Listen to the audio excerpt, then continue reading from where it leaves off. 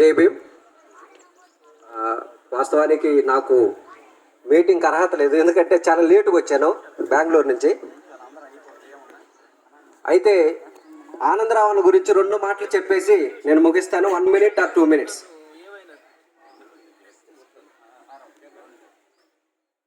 సహజంగా కొంతమందికి caste feeling ఉంటుంది, కొంతమందికి రిచ్ ఫీలింగ్ ఉంటుంది, డబ్బున్నవాడు లేడోడని.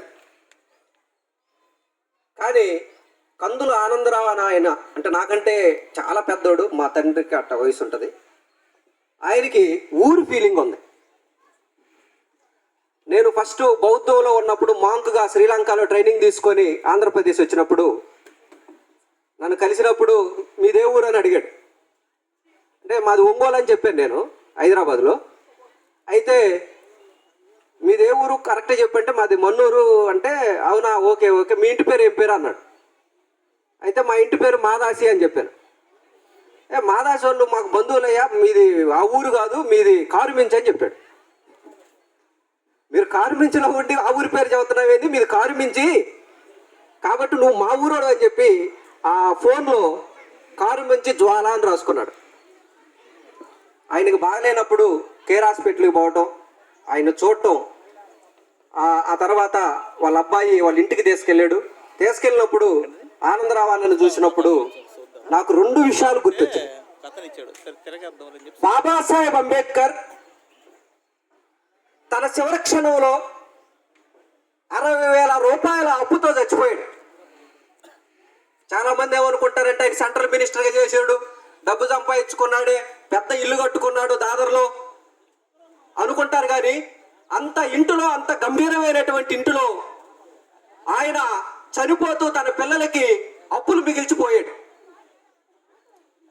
ఆ రోజు యశ్వంత్ అంబేద్కర్ చూసినటువంటి ఘటన పుస్తకాల్లో నేను చదివినప్పుడు 2 వాళ్ళ పెద్ద అబ్బాయిని చూశాను.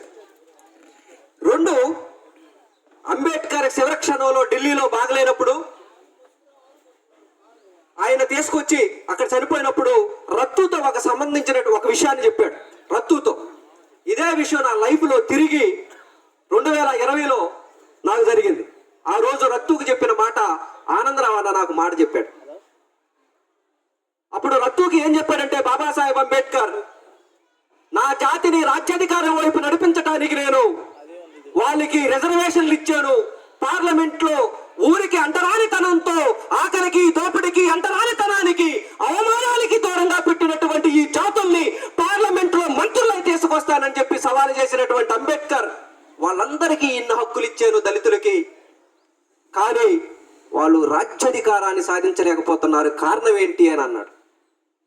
రత్తు ఒకే మాట అడిగాడు, ఇంత మేధావివి నీకు తెలియదంటేయా అన్నాడు. అయితే రత్తు, నువ్వు రేపు రా ఉదయాన్నే నేను నీకు ఒక విషయం చెప్పాలన్నాడు రత్తుని.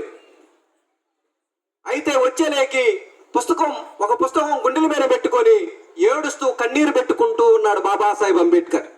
ఇంత గంభీరమైనటువంటి నాయకుడు చివరి క్షణాల్లో చనిపోతాడనంగా కన్నీరు పెట్టుకుంటున్నాడు. రత్తు భయపడిపోయాడు, ఇంత పెద్ద నాయకుడు ఏడవటం ఏంటని. రత్తునిటి పిలిచి, నేను ఇప్పటి వరకు అనేక పుస్తకాలు, అనేక లైబ్రరీలలో లండన్లో ఉన్నటువంటి లక్షలాది పుస్తకాలు అధ్యయనం చేశాను. ఇక్కడ ఉన్నటువంటి ప్రతి పల్లె చివరికి వేష గృహాలకు కూడా పోయి వాళ్ళ జీవితాలు బాగు చేయడానికి నేను ఎంతో కృషి చేశాను. కానీ వాళ్ళు విముక్తి కావాలంటే నా గుండెలపై రాసుకున్నటువంటి ఈ శిలాసక్కలలో ఉన్నటువంటి ఈ పుస్తకం వాళ్ళు విముక్తి చేస్తుంది. అదే బుద్ధ ఈజ్ ధమ్మ అని రత్తుకు చెప్పాడు. బౌద్ధం లేనిది దళితులు విముక్తి కారు. హిందూ మతంలో లేకపోతే ఇంకొక మతంలో, పరాయి దేశం మతంలో ఉన్నంతకాలం వీళ్ళు విముక్తి కారు. ఒక జ్ఞానవంతమైనటువంటి, ఒక శక్తివంతమైనటువంటి, ఒక ఆత్మగౌరవం కలిగినటువంటి, ఒక మనగాళ్ళగా జీవించేటటువంటి, ఈ దేశాన్ని శాసించేటటువంటి బౌద్ధంలోకి ఈ జాతులు ఎప్పుడైతే వస్తాయో అప్పుడే ఈ జాతులు విముక్తి అవుతాయి.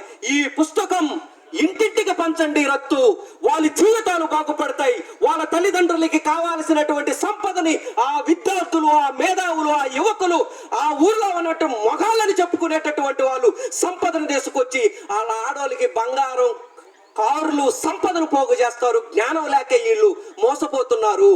అని చెప్పి రత్తుని ఎడ్యుకేట్ చేస్తే అదే మాట నాకు చాలా రోజుల తర్వాత ఆనందరావు అన్న బాగా అసలు నడవలేను కూర్చోలేనటువంటి పరిస్థితుల్లో నేను వెళ్ళినప్పుడు నన్ను మర్చిపోతే అప్పుడు నా పేరు స్లిప్ మ్యాన్ రాసిచ్చాడు వాళ్ళ అబ్బాయి.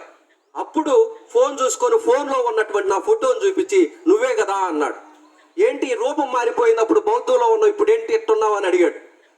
నేను ఇప్పుడు జాబ్ చేస్తున్నాను సార్ అన్న. అయితే నీ కోసం నువ్వు చేసినటువంటి కృషి, అపారమైనటువంటి కృషి బౌద్ధం, దానికోసం నేను 10 లక్షల అమౌంట్ నీ కోసం తీసిపెట్టాను, నువ్వు ఒక పర్సన్ అడుగు ఆయన ఇస్తాడని చెప్పి ఎప్పుడో ఢిల్లీలో ఉండి జనవరిలో ఫోన్ చేస్తే ఇలా అకాలంగా ఇలా జరుగుతుందని ఊహించలేదు. ఇలాంటి చాలామంది ఉద్యమాలు చేస్తారు, చాలామంది పోరాటాలు చేస్తారు. పోరాటాలు ఉన్న వాళ్ళందరికీ మనసు ఉండదని నేను అనుకోవటంలా. ఎందుకంటే ఈ యొక్క చారిత్రకమైనటువంటి మంచి మనసు, కరుణ, దయ జీసస్ క్రైస్ట్ ఎప్పుడైతే రోమన్ చక్రవర్తులు కేథలిక్స్ వాళ్ళ మీద దాడులు చేస్తున్నప్పుడు ఆ బానిస సంఖ్యలు తెంపటానికి ప్రేమ, కరుణ, దయ అనేటటువంటి సిద్ధాంతాన్ని పట్టుకొని వెస్టర్న్ సమాజాన్ని అంతా ప్రపంచాన్ని మార్చాడో అదే బౌద్ధం నుంచి నేను తీసుకున్నానని చెప్పి పరిశోధనలో తేలింది. అలాంటి బౌద్ధాన్ని నువ్వు తీసుకొని నడిపావు జ్వాల, అది మా కారమించు వారసుడివి. కాబట్టి నువ్వు మునుముందుకెళ్ళాలి. అయితే నేను ఉంటానో లేనో చచ్చిపోతానో, నువ్వు మాత్రం బౌద్ధాన్ని విడవద్దని చెప్పి ఆ రోజు బాబాసాహెబ్ అంబేద్కర్ రత్తుకు చెప్పిన మాట కందుల ఆనందరావు అన్న నాకు చెప్పాడు. కాబట్టి అన్న మాటకి తల వంచి మా ఊరు అయినటువంటి కందుల ఆనందరావుకి నివాళులర్పిస్తూ బౌద్ధాన్ని మునుముందుకు తీసుకెళ్తామని చెప్పుకుంటూ ముగిస్తున్నాను.